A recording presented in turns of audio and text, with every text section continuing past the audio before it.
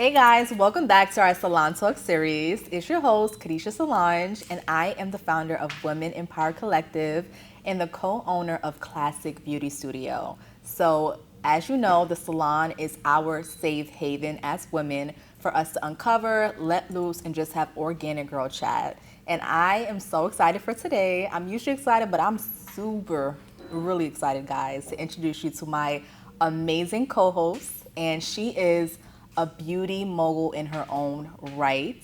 She is an amazing, dynamic woman that is also helping and coaching out many other women to become the best versions of themselves. So I'm gonna go ahead and pass it right on over to her to introduce herself. Hey everyone, my name is Asia Kendra, and thank you so much for that introduction. Of course. I'm a New York City hairstylist for 11 and a half years. I am also a beauty coach for the beauty entrepreneurs looking to navigate, especially going from booked and busy to invested and rested. And I also take a lot of clients still in my industry with doing hair. So yeah. That's me. Awesome. So, Asia Kendra, tell me about yourself. Tell me how you got started doing hair. Tell me about your journey, even into entrepreneurship, into like being a business leader. Okay, great question. So let's go from the beginning. I love telling this story because I feel like a lot of people don't know this until I say this. So before hair, I actually was a singer. I was in a performing. Voice, though. Yeah, thank you. I was in LaGuardia for performing arts, and I was singing my life away. I love music. I love everything that it had to do with music, and I used to do a lot of Broadway shows. So, you know, in Broadway shows, you gotta show up on stage and perform. So being that I always had to perform, I was like, my hair needs to be done. And around that year was like 2014, 2015. So, you know, the hair industry was a little different.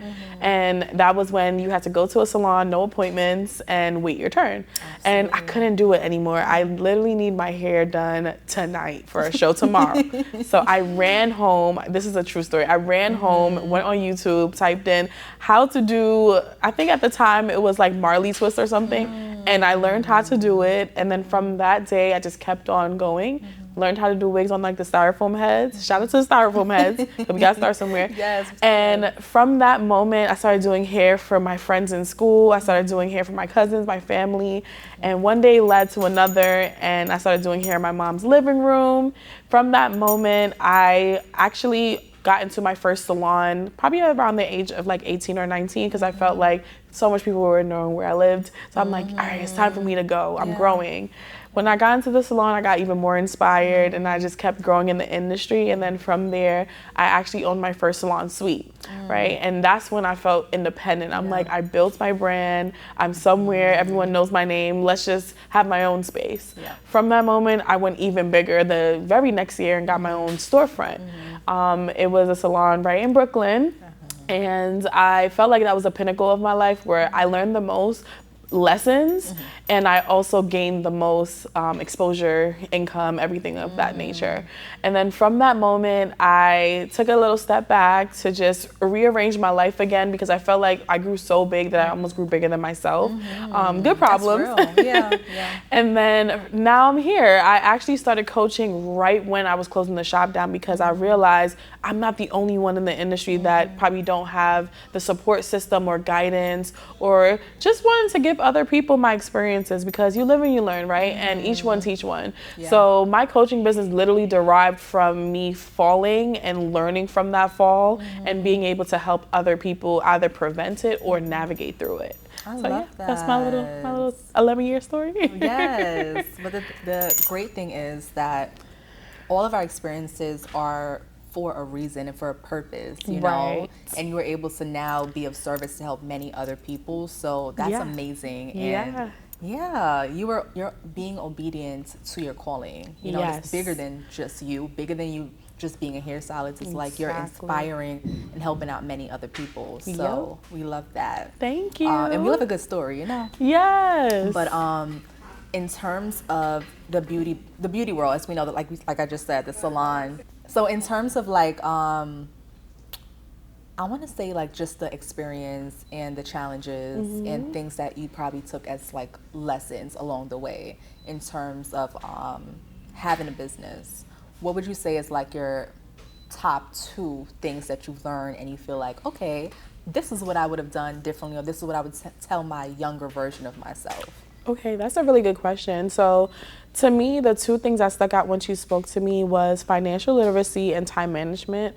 Those are the top 2 for me because I felt like those were the reasons why I fell so hard, because I was still young in the industry, but I was operating like a 30-year-old. I'm not gonna lie. My business was flourishing, but my time management wasn't, and I was making a lot of money but didn't know what to really do with it. You know what I mean? So I felt like these are actually the 2 top topics that I teach my students now first. Like when they get into my program, they think I'm gonna teach them content. I'm like, no. When was the last time you checked your bank account? Do you know that all this money you're making, you could save it? So those are my 2 biggest lessons. And then for time is valuable.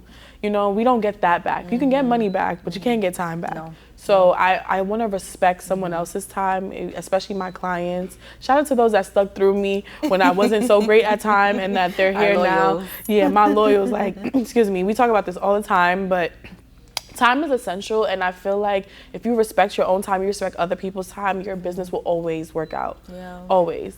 Yeah. I love that. In terms of community building, right? Just like you're saying, our loyal clients and stuff. How important was that point for you when it came to like building out your clientele or just like your longevity in the game, like the community part? Like how essential was that? How did you foster it? And so forth. So I'm gonna start by saying it takes a village, right? We hear this saying all the time when it comes to raising a child, but we never really talk about it in terms of adulting. I feel like it takes a village, period, right? And I say this because without my community, without my support system, whether that was clients, friends, family, even people online who didn't even know me, but they were rocking with me, right? It helped me keep going, especially in the times where I had doubt. And I want to just say this to anyone that's probably down themselves. Even people with a lot of success do go through these moments. And it was in those moments where community came in. So I made sure that it was one of the biggest things besides time and money. That was the 3rd thing that was important to me. How did I foster it? Honestly, I'm gonna be so honest, being myself, because a lot of people feel like you have to look perfect online, you have to show up a certain way. I am funny, I'm goofy, I love to dress up, I love to do random things. You know, I come from a performance childhood, you know, going on stage, doing different things. So I try to keep my childlike spirit, and I feel like I show that side of myself a lot online, not just doing hair. And from that, people started to interact with me with all the different things I liked, whether it's singing, painting, random talks. So people just interacted with me, and they stuck through that because they saw the human side and not just the business owner. You know what I mean? So yeah, community is big for me, and I feel like everyone should foster that in their own way. I definitely agree with you. Just like getting to learn you and getting to know you more, you're very human-like, you know, and you do have a very playful spirit, which is great. And it attracts people to you, the right people to you, you know. So I guess give us some like a background about how you started with some of our favorite like performers, some of our favorite celebs. How did you get started in that world? And is that something you would say that trumps the salon? Like, would you say that you prefer to be on set, or would you say that you like working behind the chair, or both? Okay, that's a good question. I'll start with the first part. So, sorry. With the celebrity clientele, honestly, it came from me asking. I was young, so I wasn't really seen with different celebrities or different high profile clients. So sometimes in life, opportunities don't come knocking on your door. You got to go knock the door. You know what I mean? So I would literally text all the people I had on the list that I made. One day I made a long list. I'm like, I want to do this person's hair, that person's hair. And I would reach out to every single one of them until one clicked back, right? And I would say, I would love to do your hair, you know, in exchange for, for content. I just want you to see my work. You know, I feel like I'm really good, but sometimes you get overseen when you're not large in scale and numbers. So once they saw who I was, they were like, you know what, why not, right? And so started off with one. Shout out to her. I'm gonna say her name, Just Hilarious. And the only reason why I'm gonna say her name is because I feel like she saw me when a lot of people didn't. And she took me with open arms, and she even tagged me. And that moment she did that, I went from like 5,000 followers to 20,000 followers in one day. And you know, that's a big jump, right? But from that moment, I felt like when she posted, the entire community saw it, you know? And she's funny too. So I just like that I was attracting people that were like me, or, you know, in some ways, form or fashion, in terms of personality anyways. I think the second question you asked was, do I want the salon or this on set? Honestly, a little bit of both. I feel like there's a dynamic. The salon to me is more like sitting down with your homegirls. I call it like the living room feel, where we're all talking, we're in the community, and then on set is pressure, pure pressure. I don't mind it now, but in the beginning, it really put me to the test. It really taught me how to move faster. It sharpened my knife. Sometimes I would get nervous because I'm meeting celebrities for the first time, people I've been following for years. So I'm like learning a heap of things in the course of like a few minutes or hours. So if I was to choose, I can't say I would choose one, but I would say they both have their own vibe, and I like both. Some days I want to chill, and some days I want to let's get it, let's do it, let's get on set. What do you want? 30-minute install? Okay, let's do it. You know what I mean? The pressure is sometimes a good thing. You know? No, sometimes it is. Some of your like best work sometimes when you're underneath that pressure. And just to add on and piggyback off that, for anyone that needs advice on that, I say practice, you know, your time management on how fast you do installs, how fast you do services, because you don't want to be put in a situation where you have to be fast and you don't want to mess up. So I always say practice your time management in terms of, if you take 3 hours, 4 hours, how can you cut that down a little bit? So that's like my little 2-piece on that. Nice, thank you. Of course. So after tending to all of your lovely clients, right? How does Asia Kendra tend to herself? Like, how do you unwind? How do you pour into you after tending to everyone else? Great question. So this year was the year that I call giving back to myself. Because as a service provider, you may know this too, we pour out naturally. We're therapists, you know, we're friends, we're family, you know? And I felt like after a while, I think it was last year, the day before the year started, I think it was December 31st, 2024, and I felt drained. I was like, I made everyone look good for New Year's Eve, and now my hair's not done. And I'm like, I can't go out. I'm starting out the year sitting in the salon counting 5, 4, 3, 2, 1, and I'm just like, we ain't doing this ever again. So I said, That was the day I said 2025 is the year of rest and pouring back into myself. So immediately in 2025, I changed my schedule. I took weekends off. I only work 3 days a week now instead of 7 days a week, 24/7. And how do I do that is I made my schedule balanced with life and business. So the weekends are for family, it's for me, it's for resetting. The weekdays are for coaching half of the week, and the other half is salon. So I feel like that's one way. Another way that I like to bring back to myself is massages, working out, sleeping, because you know, I don't know if you know this or you felt this way, but you ever felt guilty for resting? Of course. So especially if you grew up in a Caribbean household. It's like, what are you doing sleeping? Like, I feel like my mom one time was like, girl, get up, it's Sunday, you gotta clean. I'm just, Mom, I had a long week, my social battery's on negative. I just want to sit down. Sometimes I have nothing days where I literally just don't do anything. That's such a beautiful thing. You know, because I feel like we need that. If you have a dynamic lifestyle, your nothing days actually will be very good. You know, taking a walk. I'm not really good at journaling. I feel like everyone always talks about how good they are at journaling. I'm a talker. I like video diaries. So I will record my diary rather than write it down. You know what I mean? I just feel like one day I'm gonna go back, watch the videos and be like, oh my gosh, I remember that day, that time, that place. Because I'm very expressive. So I feel like the videos are better. And the last thing is, honestly, sisterhood.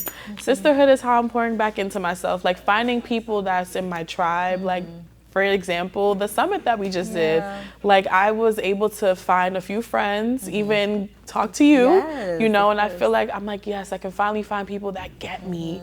Because we're kind of complex and not everyone just gets you, you know what I mean? So now that I'm finding, you know, the tribe that I've been longing for a while. I feel like that gives me rest in a way, like emotionally rest. Yes. You know what I mean? Of course. But yeah. Very important. Yes, ma'am. And especially that community and sisterhood part. Yes. A lot of us, you know, society tells us that the most intimate relationships are like romantic relationships. Yes. Which is good. And it's true, and we need that, you know. Right.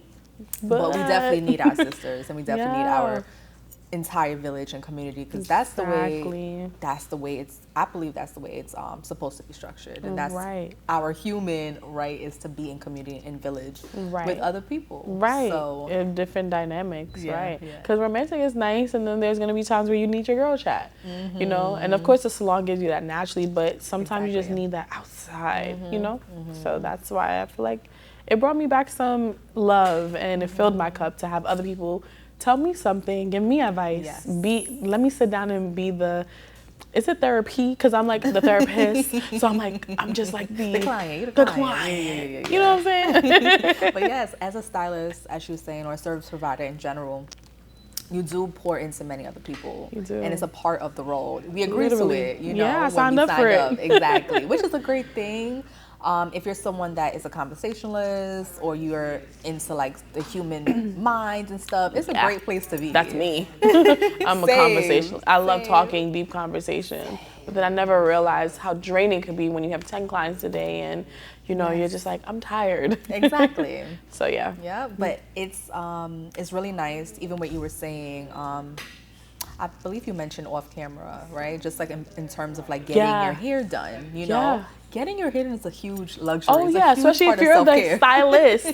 Getting your hair done feels so amazing, and I love just sitting down and just being a client. Now I get to talk about my problems, you know what I'm saying? So yes, true.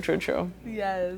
In terms of like just piggybacking off of like having your own wellness habits while being a service provider, I want to know, what was the moment you realized that your own wellness needed to be a part of your business plan? Like that whole model of like, I need a one day of nothing or a rest day. Like how did that become part of like your now business plan? And how do you now, I guess we're going to get into it about your coaching, but how do you, I guess, lead others do that as well? Good question. It ties back into that day where I felt like it was the end of the year and I wanted to go enjoy life, and I realized I didn't have time, I missed out.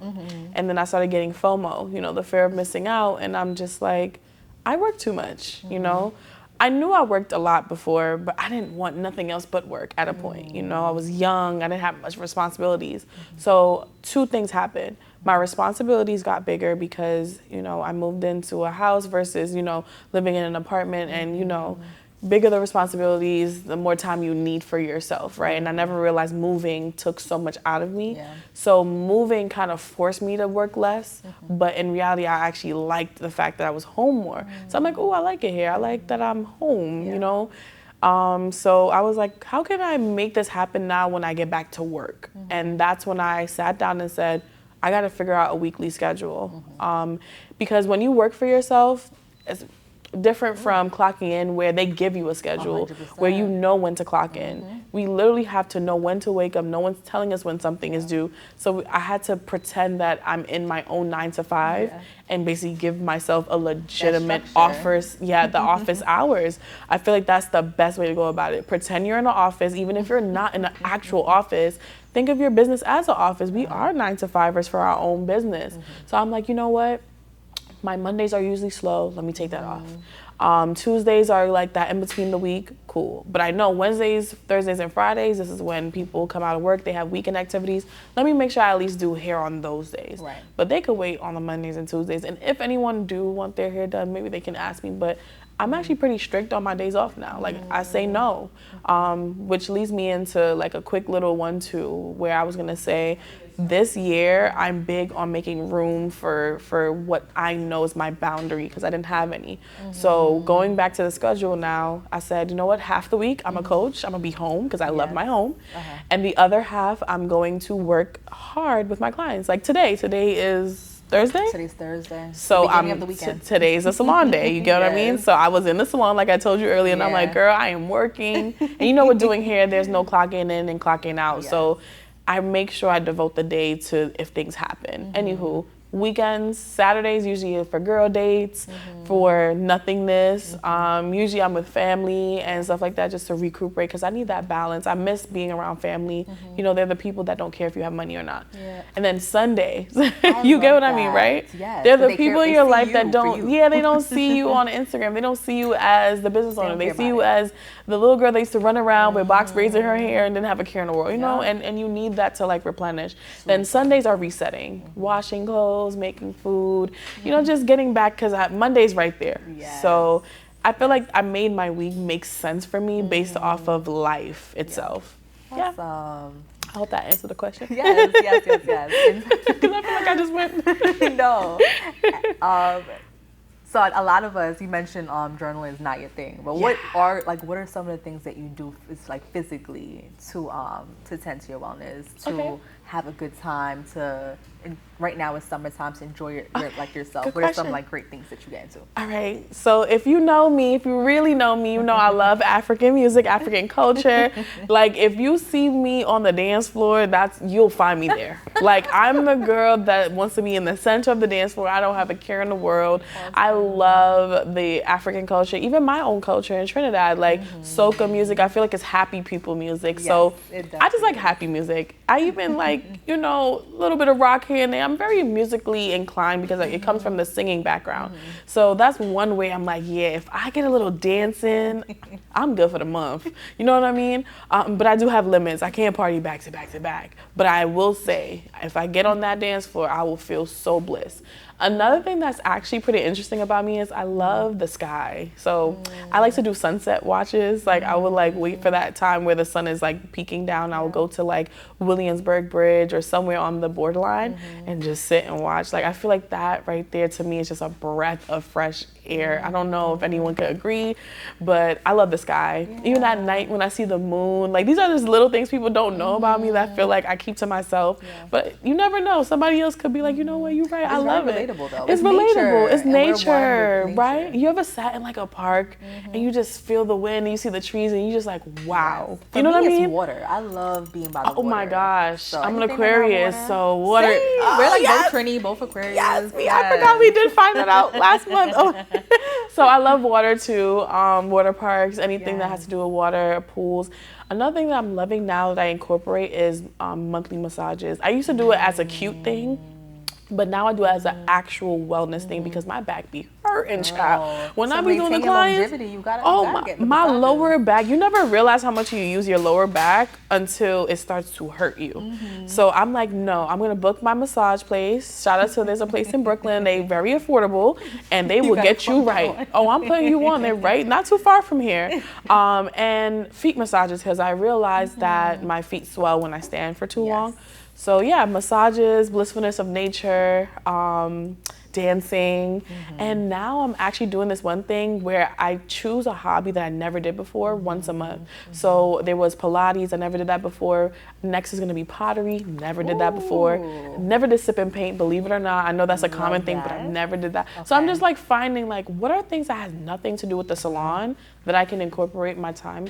Because you find joy in things you never knew you liked. Like painting to me was very therapeutic. I was like, oh my God, I actually like this. It's nice. Yeah. It's fun. So especially if you have a little sip, you know what I'm saying? Little champagne. That's why I can't wait. Coming up next soon. I also got into I did candle making, which we actually had candle making a part of the experience at the summit. I actually did it at the event when you threw about your app that you dropped. Yes. So that was my first time and it was the same girl and I'm like, I still have the candle. I take my time with it. It's so little, so I'm just like, all right, little burn here and I take it now. Because I want to last. I want it to last. And for me, I keep it like in my living room. So it's like, nice. It's not super big in the space. Okay. So it kind of like, it fills the room? It fills the room. So I don't need to use a lot of it. I put it in my bathroom because I'm always in the bathroom. I spend a lot of time there. So I'm just like, candle. The bathroom is a good place. It is. But then also, Perfume making. Oh my God, I Which need to I went do one that. time. How was it? It was so good. I love that for This you. place called, I think,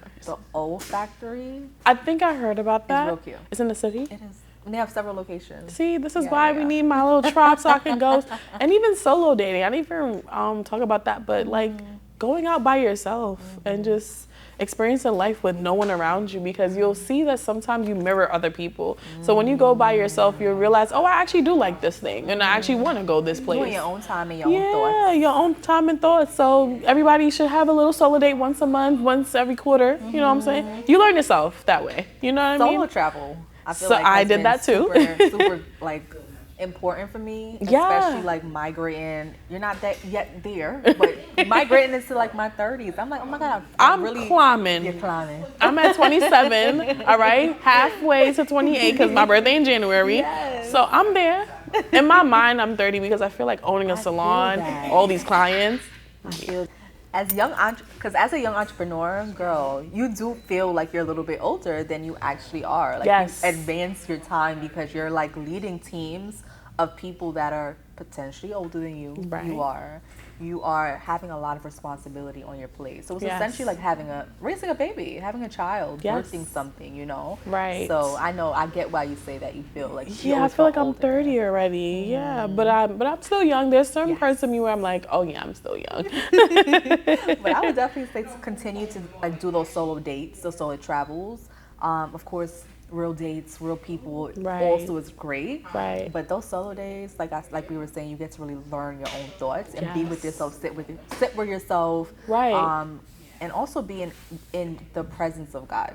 That's what I also take from it as well. Yes, the presence of God, because I feel like you have to be quiet Yes. to hear Him, especially when I'm busy, and I feel like I'm always hearing other people speak and other people talk and other people do, and then I get that quiet moment. That's why I have those nothing days, because it's not really ever nothing, because then that's the days I'm like, ooh, I have motivation again, or I have a thought, or now I understand things. So I like that you brought that up. Yes.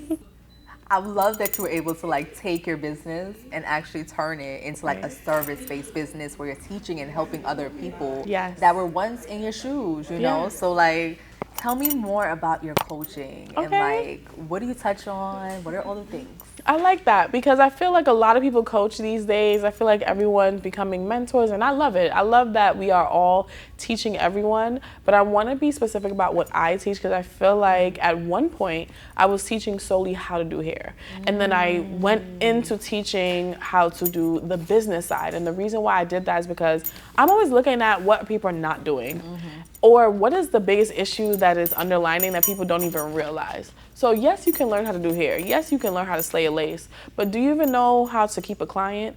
Do you know how to retain your income? Do you know how to triple it?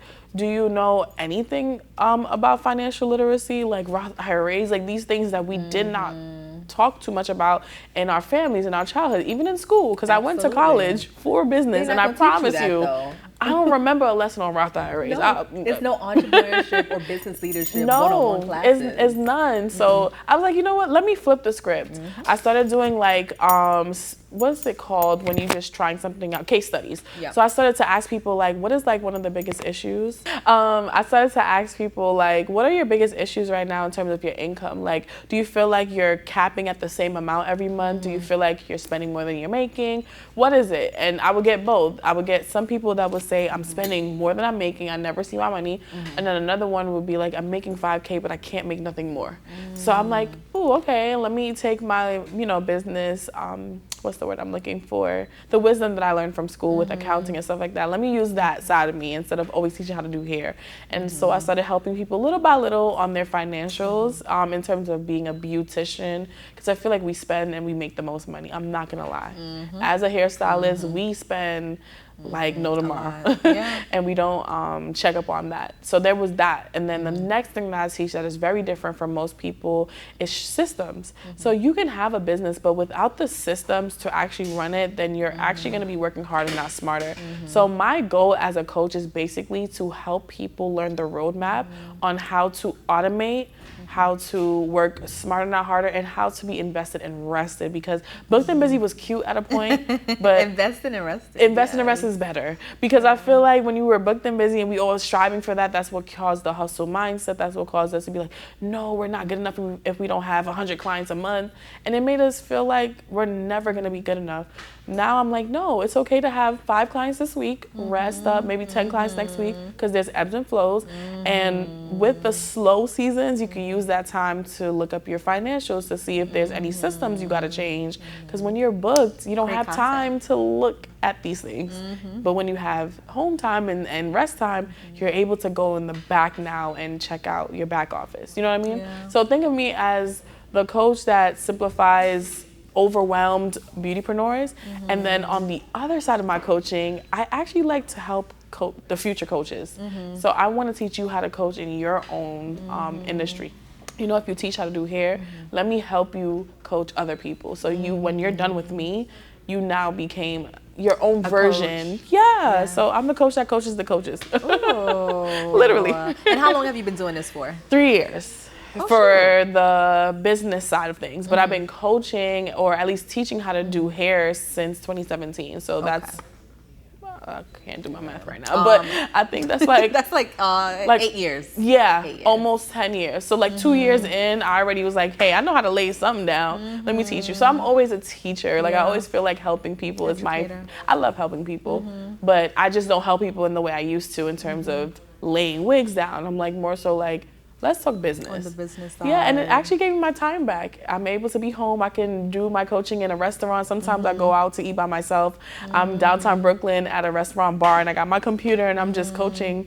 I just like the freedom that it gave me. Yes. You know, I could be in Dubai and I'm just like, hey girl, what you need help with? And then sipping on my little, you know, You get to I don't know, it's fun. remote. It's fun. Yeah, I get to be mobile. So yeah. I love that. And I feel like that is where the future is. Yeah. Tapping into the digital world. Yeah, and education. And education. And even what you do when it comes to content creation. Because I know that's a whole nother industry on its own. Girl. And I'm not sure if you consider yourself to be a content creator, influencer. I like that you asked that because even myself is trying to figure out what to name myself, because sometimes when you put too much names, it feels like, are you niche? Yeah, like are you a chef, hairstylist, shoemaker? You know what I'm saying? And I'm just like, hold on, okay. I'm good at content. I love doing content. And it really came from doing hair because I had to record all my clients. I had to make them model. It's part of the business. So I felt like before the word content creation came about, we already were that. So I don't want to just say I am a content creator, hairstylist, business coach. I'm just really good at doing content. I'm really good at taking videos. I have an eye for it. I love imagery, photography, and stuff like that. I just have an artistic eye. So I feel like it just naturally made me really good at content.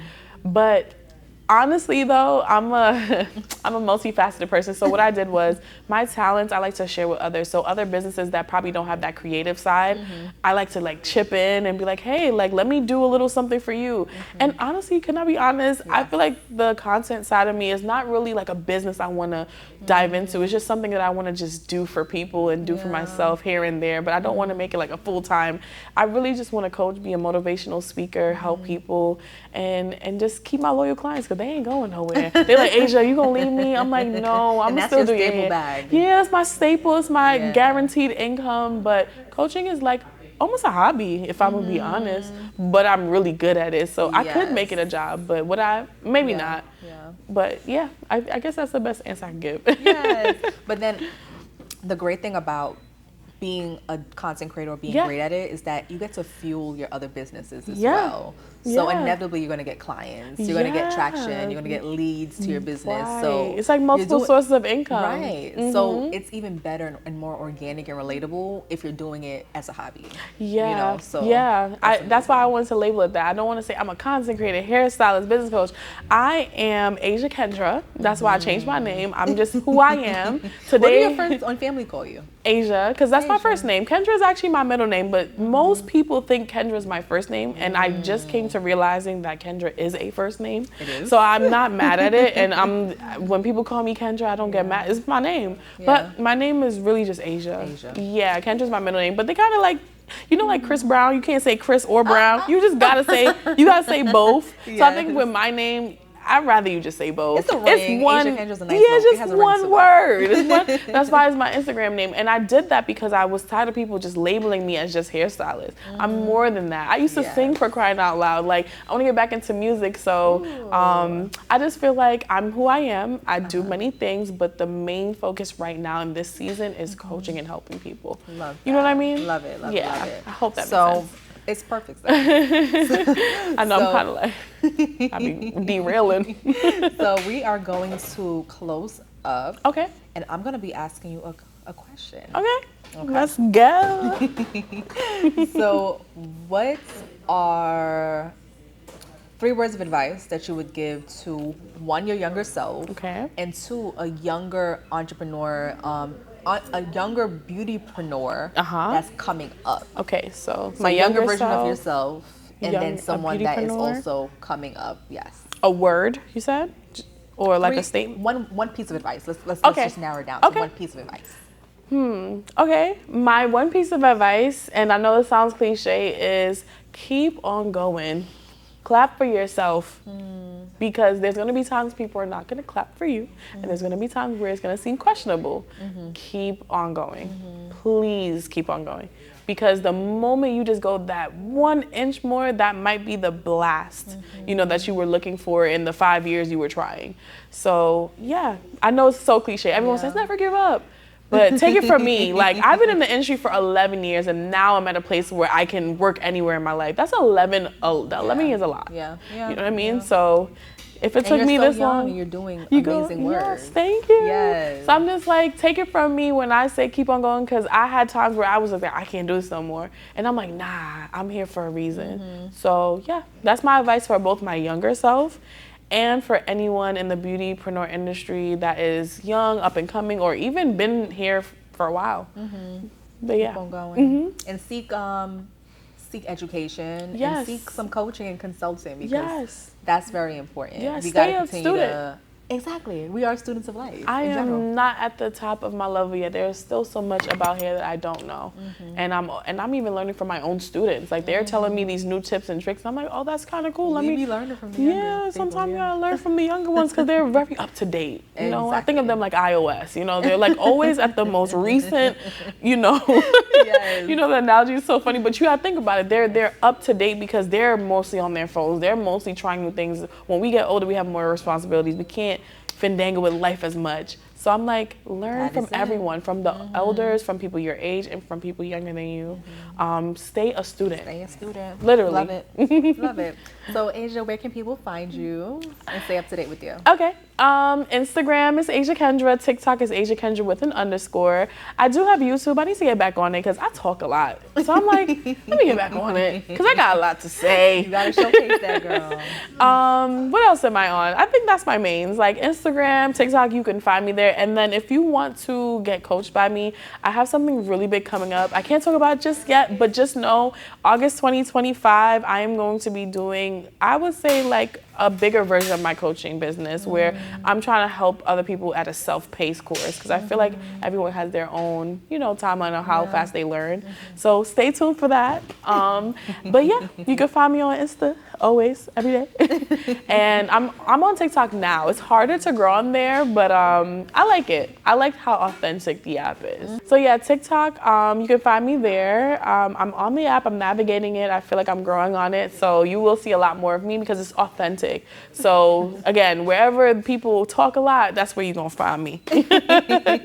Love that. And you guys can continue to follow us at Official Women in Power on Instagram as well as on YouTube, because we're now filming these live full recordings on YouTube. I love that. And you can find us on TikTok as well at Women in Power, and LinkedIn also at Women in Power as well. So Women in Power Collective. Get the app. Yes, the membership. The membership. Like the community we talked about earlier, please join. Yes. Come on in. Yes. We're There's welcoming. There's going to be so much perks that our members they get.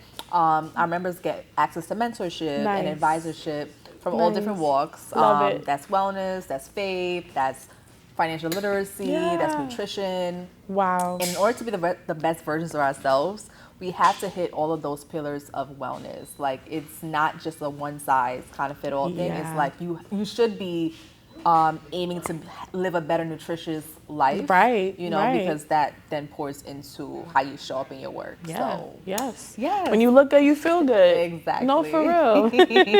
Thank you so much. Of course, and thank you for coming. Of course. Anytime. Stay tuned, and we will be back. Period. Love Like, it. Thank you. Yes. Period. My Aquarius sister. Yes. Yay, we did